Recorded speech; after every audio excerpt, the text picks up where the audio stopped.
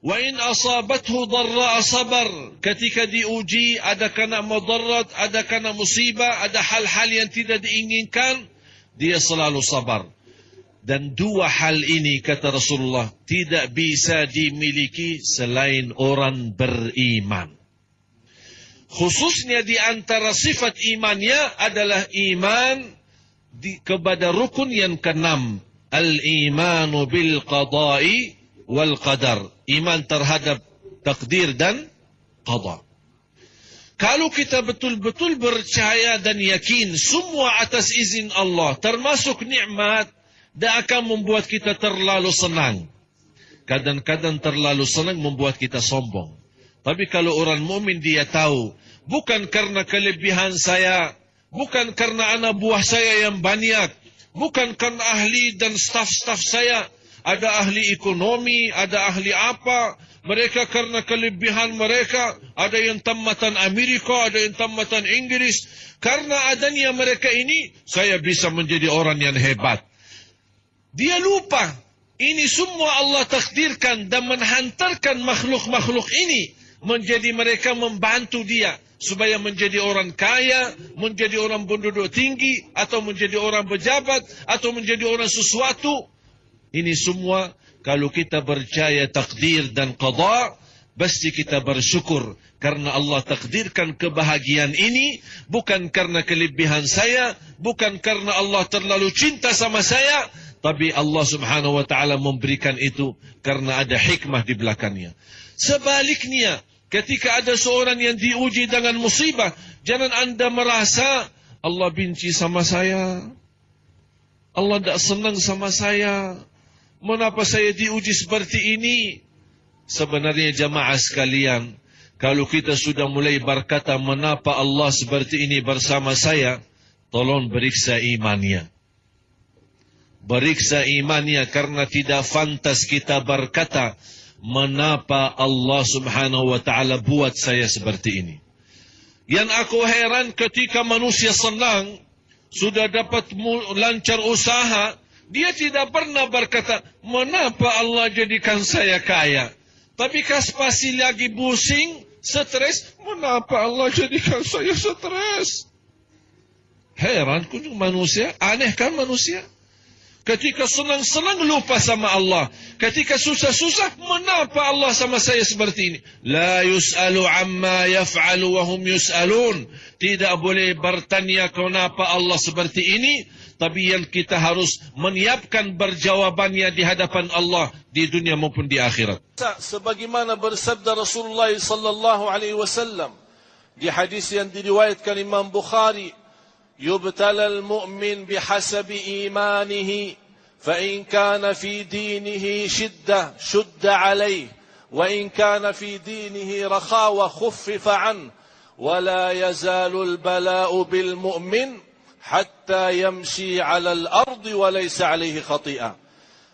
Rasulullah SAW menggambarkan orang yang teruji, semakin tinggi iman, semakin berat ujian. Tapi saya yakin jamaah sekalian, belum ada yang teruji sebagaimana Rasulullah SAW. Pertanyaan saya, apakah ada di antara jamaah sekalian ketika lagi sujud, dibuang di atas kepalanya kotoran unta? Ada? Belum kan? Berarti belum diuji.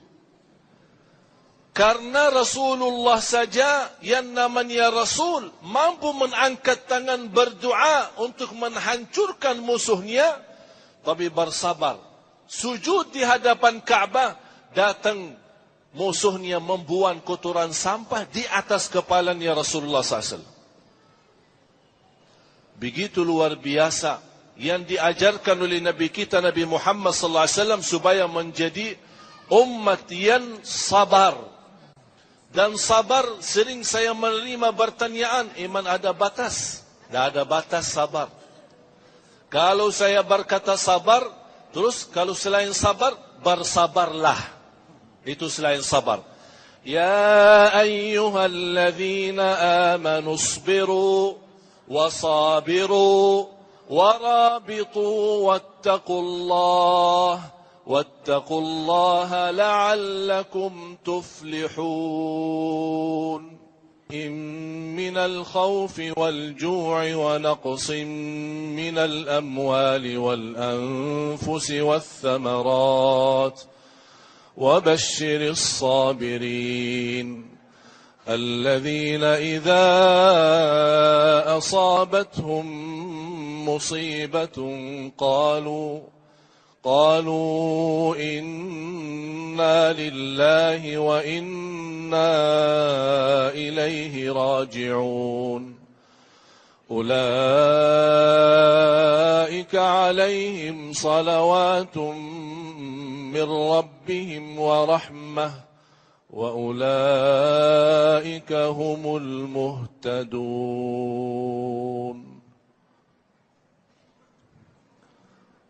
Orang yang sabar,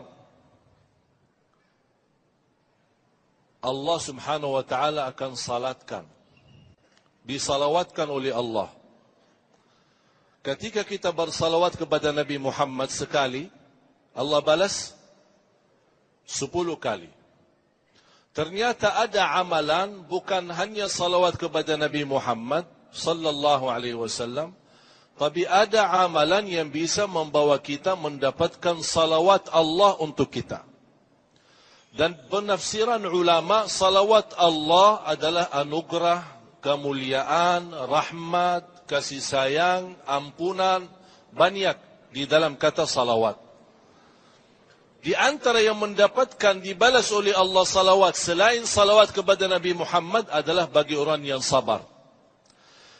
Ketika kita menerima sebuah ujian dan takdir, sikap seorang mukmin yang dia tahu dan percaya takdir itu tidak akan dirubah kalau memang sudah terjadi. Berarti Anda punya pilihan, salah satu dari dua pilihan. Ikhlas, ridha dan sabar, takdir tetap berjalan. Pahala sempurna dan dapat ridha Allah. Tidak ikhlas, tidak ridha dan tidak sabar, takdir tetap berjalan. Dan rugi pahala dan mendapatkan murka Allah. Silahkan milih yang mana. Kalau memang di dua sisi tetap takdir berjalan, istilahnya kalau saya marah dan bersikap keras atau saya tidak menerima, apakah takdir berubah? Tidak akan berubah. Tetap berjalan. Kalau saya ridha, saya ikhlas, saya terima, dan saya sabar, apakah takdir berubah? Tetap tidak berubah. Tetap takdir berjalan. Tapi bedanya apa kalau memang dua-duanya tetap takdir berjalan? Yang pertama yang ikhlas, sabar dan ridha, dia dapat pahala sempurna, dapat salawat, dapat rahmah, dapat hidayah, wa ulaika humul muhtadun, diberikan oleh Allah petunjuk. Tapi yang tidak sabar, tidak ikhlas dan tidak ridha, takdir tetap berjalan, rugi pahala, bahkan bisa mendapatkan na'udzubillah kemurkaan Allah subhanahu wa ta'ala. Oleh karena itu jamaah sekalian, harus kita fahami, di dalam ajaran Islam ada kata takdir, ada kata qada. Qada adalah hukum Allah yang sudah berlalu. Terjadi sesuatu musibah, kalau sudah terlihat musibah dan kita sendiri merasakan dan menghadapinya, itu sudah dari takdir menjadi qada. Tapi banyak di antara kita yang belum tahu apa yang disembunyikan oleh Allah di dalam takdir yang belum jadi qada. Banyak. Bahkan kata Imam Ibn Qayyim, kalau Allah izinkan manusia boleh melihat buku takdirnya masing-masing, akan bersyukur kepada Allah subhanahu wa ta'ala. Kalau boleh manusia semua, silahkan lihat. Nasibmu, takdirmu, selama hidup sampai di akhirat. Kata Imam Qayyim, semua manusia akan bersyukur masing-masing. Begitu luar biasa karunia Allah subhanahu wa ta'ala. Ada seorang datangi ulama besar, membawa banyak masalah. Curhat. Disampaikan, apa masalahnya? Banyak. Masalah keluarga, masalah keturunan, masalah jodoh, masalah usaha, masalah